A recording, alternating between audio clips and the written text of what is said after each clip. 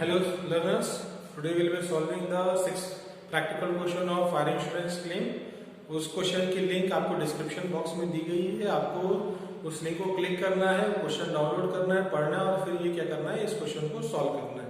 इस क्वेश्चन में ये दिया हुआ है कि फायर ऑकर हुआ है गोडाउन में ऑफ राम सेठ लिमिटेड ऑन 9 जून 2020 और उसके पूरे के पूरे स्टॉक को उसने क्या कर दिया, डिस्ट्रॉय कर दिया है और उसकी 2 साल की मतलब दैट इज प्रीवियस ईयर की इंफॉर्मेशन दिया है और करंट ईयर का up to the date of fire information दिया हुआ है।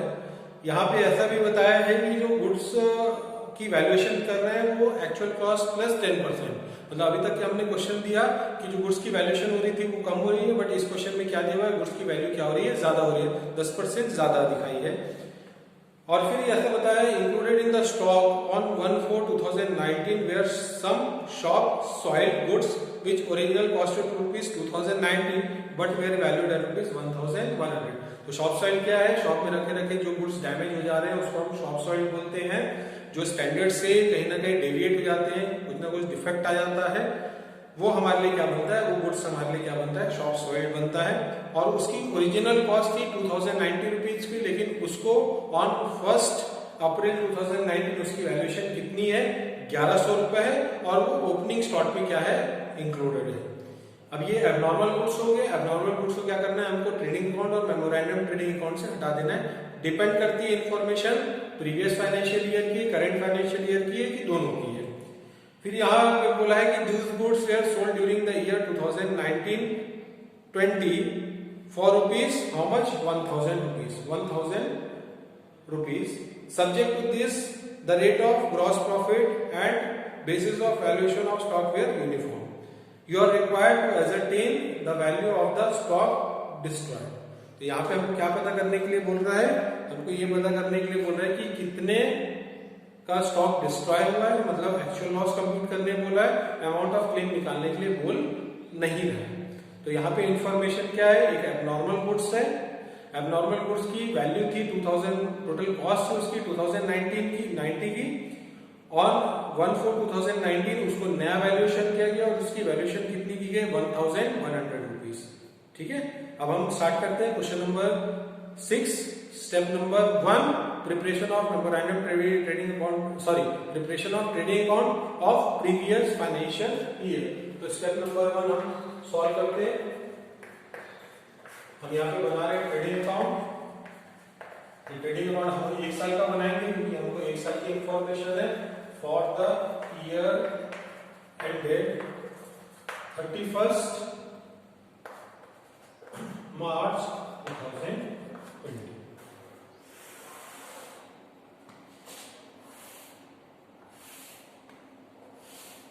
सबसे पहले हम देखते हैं ओपनिंग स्टॉक। ये ओपनिंग स्टॉक है एज ऑन 1 अप्रैल 2019 और इस ओपनिंग स्टॉक में एबनॉर्मल गुड्स इंक्लूडेड है, हमको उसको सबसे पहले हटाना है।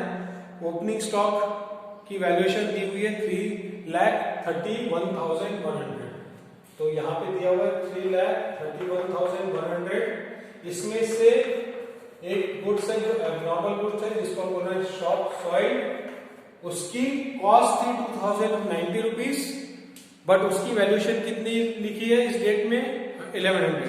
तो हम यहाँ पे क्लोजिंग स्टॉक से कितनी वैल्यू माइनस कर देंगे, 1100। अब यहाँ पे जो ओपनिंग स्टॉक है जो नॉर्मल गुड्स है उसकी टोटल वैल्यू कितनी आ गई, 3,30,000। नेक्स्ट इंफॉर्मेशन ऐसी दी गई कि जो भी गुड्स का स्टॉक का वैल्यूएशन हो रहा है वो 10% अबव कॉस्ट हो रहा है। अगेन अबव कॉस्ट हुआ चाहे बिलो कॉस्ट हुआ, आपको एट कॉस्ट दिखाना है, तो हम यहाँ पे उसका एडजस्टमेंट करते हैं। तो हमने यहाँ पे लिखा एट वैल्यूएशन हुआ 3,30,000 का डिवाइडेड बाय 100। अब अबव कॉस्ट है तो हम रेट को प्लस करेंगे, बिलो कॉस्ट कर दिए तो रेट को माइनस करेंगे। That is 100 divided by 100 minus rate if it is valued below cost and 100 plus rate if it is valued above cost. तो हम यहाँ पे कर रहे हैं 100 plus 10 it is equal to 110।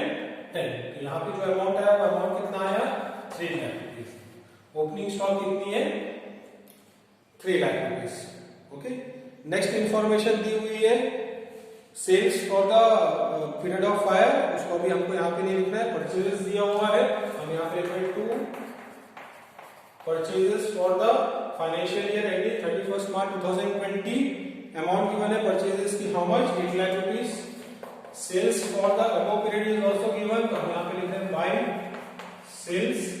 Sales की जो अमाउंट दी हुई है वो गिवन है हाउ मच 10 लाख 1000, और इस 10 लाख 1000 में ये जो शॉप सॉइल है जिसको हमने बेचा है उसकी सेल्स की वैल्यू इंक्लूडेड है, तो माइनस करेंगे यहाँ पे शॉप सॉइल वैल्यू थी 2000, कॉस्ट थी 2019 की, उसकी वैल्यूएशन थी 1100 रुपीज। वो 1100 रुपीज कहाँ इंक्लूडेड है, ओपनिंग स्टॉक में इंक्लूडेड था, इसलिए ओपनिंग स्टॉक से उसको माइनस कर दिया। अब ड्यूरिंग द फाइनेंशियल ईयर 2019-20 उसी गुड्स को हमने बेच दिया, तो बेच दिया होगा तो उसकी वैल्यू को वहां पे इंक्लूड किया होगा सेल्स में। एबनॉर्मल गुड्स है उसको पूरा का पूरा हम ट्रेडिंग अकाउंट से क्या कर देंगे, हटा देंगे, तो हमने यहाँ माइनस कितना किया 1000 रुपीज। तो सेल ऑफ नॉर्मल गुड्स कितना आया 10,000 रुपीज। आगे हम पढ़ते हैं आगे क्या इंफॉर्मेशन दिया हुआ है, आगे कोई एक्सपेंसेस का इंफॉर्मेशन नहीं है। फिर हम यहाँ पे लिखते हैं by closing stock. Closing stock की जो अमाउंट दी है on 31 March 2020 it is 3,85,000 and the practice of the firm it is to value 10% more, तो हमने यहाँ लिखा 100 डिवाइडेड बाय 110, तो यहाँ पे वैल्यूएशन कितनी आ गई 3,50,000। अब हम कैलकुलेट करते हैं हमारा gross profit amount. Credit side आ रहा है 13,50,000, 13,50,000 माइनस 11 लाख, तो ये आ गया आपका 2 gross profit that is your balance amount 13,50,000 minus 11 lakh that is 2,50,000। तो यहाँ पे आप चेक कर रहे हैं एबनॉर्मल गुड्स है, एबनॉर्मल गुड्स वो हो गए जिसकी आइदर वैल्यूएशन हम कोई स्पेसिफिक डेट पे उसकी वैल्यूएशन कॉस्ट से हम कम कर दे रहे हैं या कॉस्ट से हम ज्यादा कर देते हैं। वो एबनॉर्मल गुड्स को हमको पूरे के पूरे ट्रीटमेंट में क्या करना है, हमको डिडक्ट करना है। वो जहां जहां इंक्लूडेड रहेगा, जिस वैल्यू पे इंक्लूडेड रहेगा उसको हमको हटाना है। क्वेश्चन में क्या गिवन था, क्वेश्चन में ये गिवन था on the opening date of the financial year of 2019-20 एक गुड्स है जो शॉप सोल्ड हो चुका है, उसकी कॉस्ट थी 2090 रुपीज, लेकिन उसका वैल्यूएशन हमने एज ऑन 1 अप्रैल 2019 उसकी वैल्यूएशन कितनी कर दी है, हमने 1100 रुपीज कर दिए और वो ओपनिंग स्टॉक में इंक्लूडेड रहा। ऑटोमेटिकली उसकी वैल्यू कम है, नॉर्मल गुड्स है, ओपनिंग जहां जहां इंक्लूडेड है वहां पे हम उसको एक्सक्लूड करेंगे। पहला वो इंक्लूडेड था ओपनिंग स्टॉक में, उसकी नई वैल्यूएशन के साथ 1100 रुपए, तो हमने उसको ओपनिंग स्टॉक के साथ माइनस कर दिया। दूसरा वो इंक्लूडेड था क्योंकि during the particular financial year of 2019-20 उस शॉप साइड को अगर हमने बेच दिया है तो उसकी अमाउंट को कहां पे इंक्लूड किया होगा हमने, सेल्स में, तो इसलिए हमने उसको सेल्स में जितनी भी वैल्यू रियलाइज होगी उसको हमने सेल्स से क्या कर दिया, माइनस कर दिया।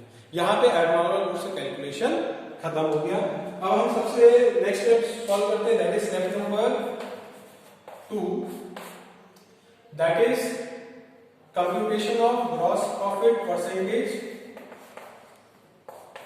हमारा फॉर्मूला क्या है, gross profit divided by sales multiplied by 100। Gross profit कितना है, ग्रॉस प्रॉफिट की अमाउंट है 2,50,000 डिवाइडेड बाय सेल्स की अमाउंट है 10 lakh rupees multiplied by 100, amount आ गया कितना 25%। यहाँ पे सेल्स ग्रॉस प्रॉफिट परसेंटेज कितना आया, ग्रॉस प्रॉफिट परसेंटेज आया 25%। नेक्स्ट स्टेप हमारा रहता है computation of preparation of memorandum trading account बनाते हैं हम। तो मेमोरेंडम ट्रेडिंग अकाउंट अब हम बनाते हैं। Step number 3 that is preparation of memorandum trading account.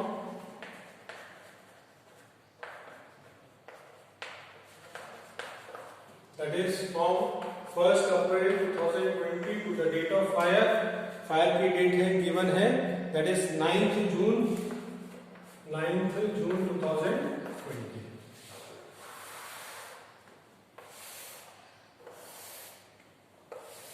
सबसे पहले हम क्या लिखते हैं यहाँ पे, ओपनिंग स्टॉक, that is एक साल का क्लोजिंग दूसरे साल का ओपनिंग बनता है, that is given it is how much 3,85,000 is closing stock of 2019-20, it will be opening stock of 2020-21. हमने उसका वैल्यूएशन किया तो ये आ गया कितना 3,50,000. अमाउंट था 3,85,000. फर्म ने प्रैक्टिस है कि जो भी स्टॉक रहता है उसकी वैल्यूएशन 10% ज्यादा दिखाते हैं, तो हम उसकी प्रॉपर एट कॉस्ट दिखाए तो it is 100 divided by 110. Next क्या गिवन है sales for the above period and purchases. तो हम सबसे पहले लिख रहे हैं purchases for the above period. Given है कितना 1,25,000. Sales for the above period it is given how much, it is given 3 lakh rupees. अब हम यहाँ पे कैलकुलेट करते हैं ग्रॉस प्रॉफिट. ग्रॉस प्रॉफिट हमने क्या कैलकुलेट कितना कैलकुलेट किया था, it is plus 25% on sales. Sales की अमाउंट कितनी है 3 लाख रुपीस. 3 लाख का हाउ मच 25%, तो 3 लाख का 25% कितना आया 75,000. हमने एक बार चेक किया और कोई एडजस्टमेंट है क्या, और कोई एडजस्टमेंट है नहीं, तो हम यहाँ पे कैलकुलेट करते हैं. आ गया 2 लाख और ये आ गया 5,50,000 on the debit side. Credit side हमारा बैलेंस कमा रहा है, वो हमारा क्या बनेगा stock on the date of fire. It is our balance amount, so it is 5,50,000 minus 3 कितना आ गया 2,50,000. तो stock on the date of fire कितना आया 2,50,000 आया. अब next that is step number 4. It is computation of actual loss. तो actual loss निकाला है, तो सबसे पहले हमने क्या लिखा है यहाँ पे stock on the date of fire लिखा. Stock on the date of fire की अमाउंट कितनी है 2,50,000. फिर हमने चेक किया क्या स्टॉक सैलवेज गुड्स कुछ बच गया है, तो यहाँ पे इंफॉर्मेशन की बने कि पूरा का पूरा बुक्स और गुड्स पूरा डिस्ट्रॉय हो चुका है, कुछ भी स्टॉक बचा हुआ नहीं है, तो यहाँ पे स्टॉक सैलवेज नहीं है. तो ये हमारा क्या बन गया अमाउंट ऑफ एक्चुअल लॉस. और क्वेश्चन में हम क्या कंप्यूट करने बोला है calculate the amount of actual loss that is stock destroyed by fire. तो हमारा स्टॉक डिस्ट्रॉयड बाय फायर की अमाउंट कितनी आ गई 2,50,000 आ गई. आज की क्लास के लिए इतना ही. Thank you.